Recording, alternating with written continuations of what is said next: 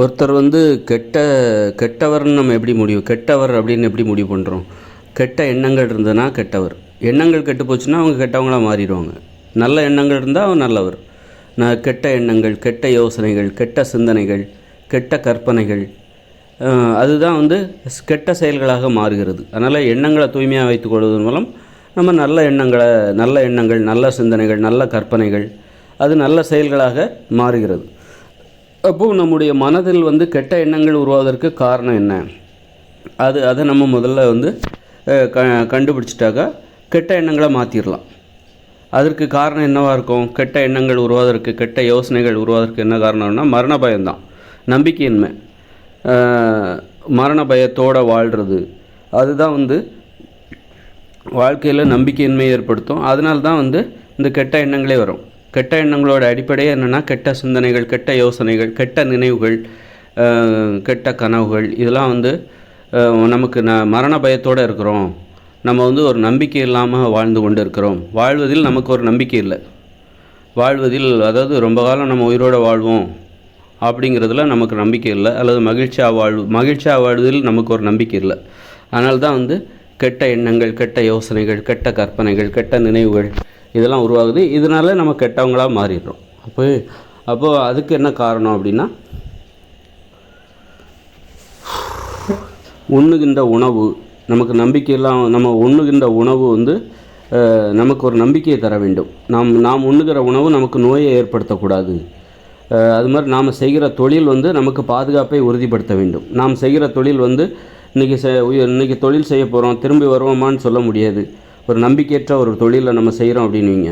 இப்போ வந்து ஒரு ஓட்டுநராக பயணிப்பது, தினமும் வந்து இந்த ரோட்டில் வந்து ஒரு லாரியவோ பஸ்ஸையோ ஓட்டிக்கிட்டே இருக்காங்க அப்படின்னா அவங்களுக்கு வந்து ஒரு நம்பிக்கை இருக்காது. இன்றைக்கி வந்து உயிரோட வீடு திரும்பும் அப்படிங்கிறது வந்தால் தான் உண்டு. அது ஒரு போர்க்களத்துக்கு சென்று போரிட்டு வருவது, அது மாதிரி நிறைய தொழில்கள் இது எல்லாமே வந்து நமக்கு ஒரு நம்பிக்கையின்மை ஏற்படுத்தும், மரண பயத்தை ஏற்படுத்தும். அப்போ நம்ம எண்ணங்கள், நமக்கு நம்பிக்கை எல்லாம் போயிடும். அதாவது பாதுகாப்பாக மனித ஆயுள் காலம் முழுவதும் நம்ம உயிரோடு வாழ்வோம் அப்படிங்கிறதுல நம்ம நம்பிக்கையெல்லாம் போயிடும். ஒரு மரண பயத்தை ஏற்படுத்துகிற தொழில் இதெல்லாம் வந்து நமக்கு கெட்ட எண்ணங்களை உருவாக்கிறோம். நமக்கு நம்பிக்கையின்மை வந்துவிடும். வாழ்வதில் நம்ம கடைசி வரைக்கும் உயிரோடு வாழும், என்றைக்கு வேணாலும் என்ன வேணாலும் நடக்கலாம் அப்படிங்கிற உத்தரவாதம் இல்லாத ஒரு தொழில். அதுமாதிரி நாம் உண்ணுகிற உணவு இது என்றைக்கானாலும் நமக்கு ஒரு நோயை ஏற்படுத்தும். அந்த மாதிரியான உணவுகளை நம்ம சாப்பிட்டுட்ருக்கோம். இந்த தானிய உணவுகள், மாமிச உணவுகள், உப்பு கலந்து சமைக்கப்பட்ட உணவுகள் இதெல்லாம் நம்ம சாப்பிட்டுட்ருக்கோம் அப்படின்னா அது அப்போ நமக்கு நம்பிக்கை இருக்காது. எப்போ வேணாலும் நமக்கு நோய் வரும். நோயெல்லாம் நம்ம கட்டுப்பாட்டில் இல்லை. நம்மளால் உணவு கட்டுப்பாட்டை கடைபிடிக்காத முடியாத பட்சத்தில் நோய் வந்து நமக்கு எப்போ வேணாலும் வரலாம் அப்படிங்கிற அப்போ நமக்கு நம்பிக்கை எல்லாம் போயிடும். அதனால் வந்து கெட்ட எண்ணங்கள் வரும், கெட்ட யோசனைகள், கெட்ட கற்பனைகள், முடிவாக நம்ம கெட்டவங்களாக மாறிடுவோம். வந்து புகைப்பிடிக்கிறோம் அப்படின்னா நமக்கு மரண பயம் ஏற்படும் கண்டிப்பாக. ஏன்னா புகைப்பிடிக்கிறது தொடர்ந்துக்கிட்டே இருந்ததுன்னா கடைசியில் என்ன ஆகும்? நமக்கு கண்டிப்பாக நம்ம உடல் நலன் கெட்டு போகும். உடற்பயிற்சியெல்லாம் செய்ய மாட்டோம். சிகரெட் பிடிச்சிட்டே யாரும் உடற்பயிற்சியெல்லாம் செய்ய மாட்டாங்க. உடற்பயிற்சி செய்கிறது வந்து உடம்பை நல்லா வச்சுக்கணுங்கிற எண்ணத்தை அடிப்படையாக கொண்டது, நோக்கத்தை அடிப்படையாக கொண்டது. சிகரெட் பிடிக்கிறது வந்து அந்த உடம்பை ஆரோக்கியமாக வச்சுக்கணுங்கிற அந்த நோக்கத்துக்கு எதிரானது. அப்போது சிகரெட் பிடிக்கிறவங்க கண்டிப்பாக வந்து அவங்களுக்கு நம்பிக்கை இருக்காது, மரண பயம் இருக்கும். அதனால் அவங்க வந்து உடற்பயிற்சி இதெல்லாம் செய்ய மாட்டாங்க, உணவு கட்டுப்பாட்டை கடைபிடிக்க மாட்டாங்க.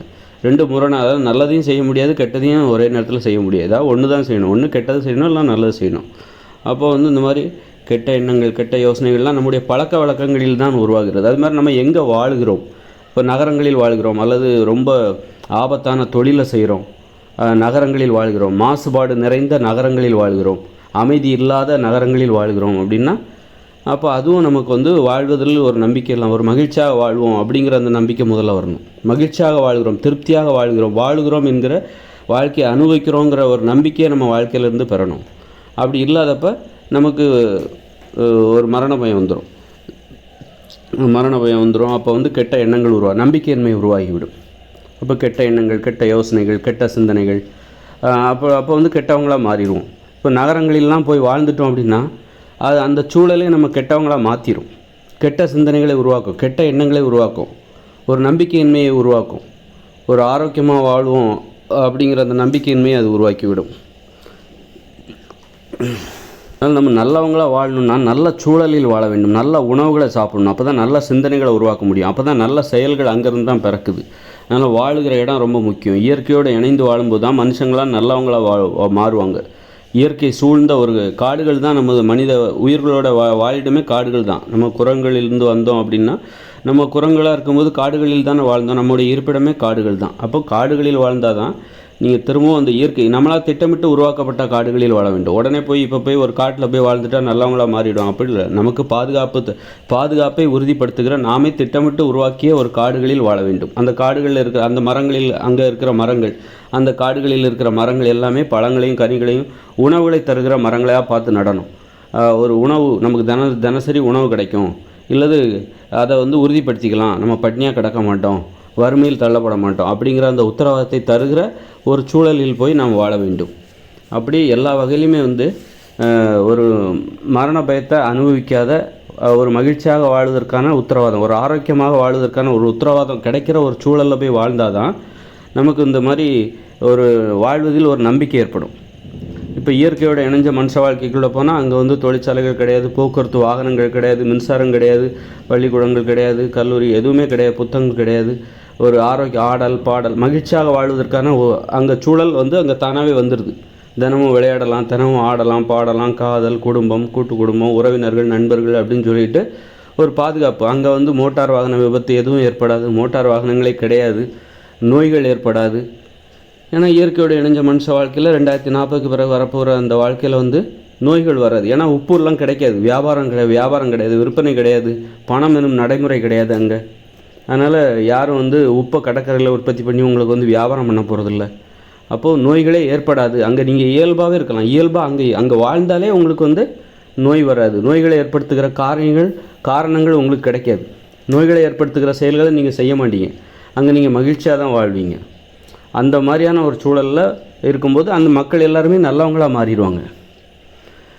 அந்த மாதிரி மகிழ்ச்சியாக வாழ்வதற்கான ஒரு உத்தரவாதம். அங்கே விபத்துகள் ஏற்படாது, நோய்கள் அவர்கள் சாப்பிடுகிற உணவு மூலமாக அவர்களுக்கு நோய்கள் ஏற்படாது. இப்படியெல்லாம் இருக்கும்போது தான் அவங்க அப்போ மரண பயம் என்பது அவர்களுக்கு ஒரு ஆக்கப்பூர்வமான மரண பயம் ஏற்படும். என்றைக்காக இருந்தாலும் மரணம் வரதான் போகுது, எல்லாருமே சாவ தான் போகிறோம். ஆனால் அதற்குள்ளாக நம்ம அந்த வாழ்க்கையை அனுபவிக்கலாம் அப்படிங்கிற உத்தரவாதம் அந்த இயற்கையோடு இணைந்த மனித வாழ்க்கை அந்த சூழ்நிலையில் உங்களுக்கு கிடைக்கும், நமக்கு எல்லாருக்குமே கிடைக்கும். அப்போ நமக்கு கெட்ட எண்ணங்கள் வராது, அவநம்பிக்கை ஏற்படாது. வாழ்க்கை அனுபவிக்காமல் செத்துருவோமோ அப்படிங்கிற அந்த அவநம்பிக்கை தான் கெட்ட எண்ணங்கள், கெட்ட அழிவுகளில் ஈடுபடுவதற்கு காரணமாக இருக்கிறது. நாம் மகிழ்ச்சியாக வாழணுன்னா அந்த உலகத்தில் யாரும் மகிழ்ச்சியாக வாழக்கூடாது அப்படின்னு நினச்சிட்டு தான் அந்த கெட்ட செயல்கள் அதில் தான் பிறக்குது. நாம் மகிழ்ச்சியாக வாழ்கிறோம் அப்படின்னா அது எங்கே நடக்கும் அப்படின்னா இயற்கையோட இணைஞ்ச மனுஷ வாழ்க்கையில் தான் நடக்கும். அங்கே மனுஷங்க எல்லாருமே மகிழ்ச்சியாக வாழும்போது நாம் மகிழ்ச்சியாக வாழ்கிறோம். அப்போ இந்த உலகமே மகிழ்ச்சியாக வாழணுங்கிற அந்த நல்ல எண்ணம் அங்கே தான் பிறக்கும்.